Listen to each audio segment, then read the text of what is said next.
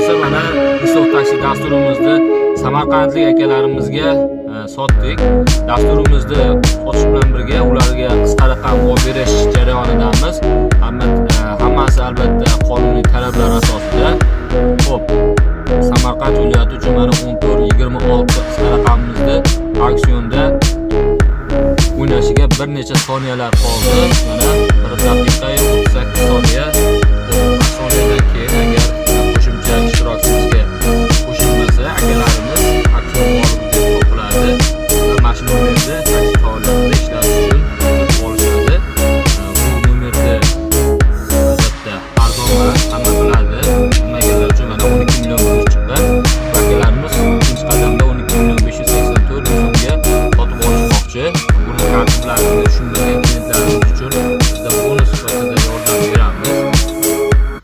Xo'p, bir necha soniyalar qoldi, kutamiz. Agar kimdir qo'shilmasa, ushbu 14-26 Samarqand viloyati uchun Insof taksi dasturidan foydalanib yangi taksopark ochilmoqda.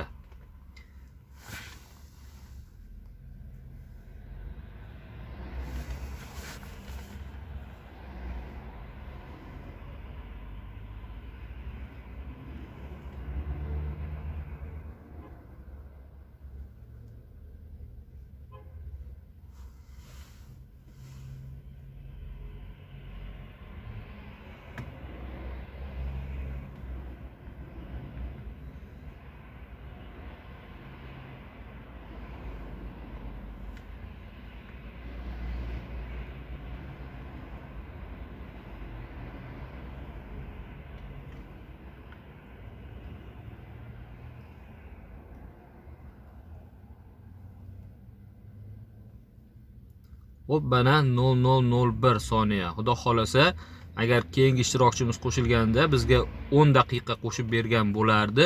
Demak, hech kim qo'shilmadi va auksion g'olibi deb akalarimiz topilyapti. Bu SMS tarzida keladi va uni ham ko'rsatib o'taman hozir.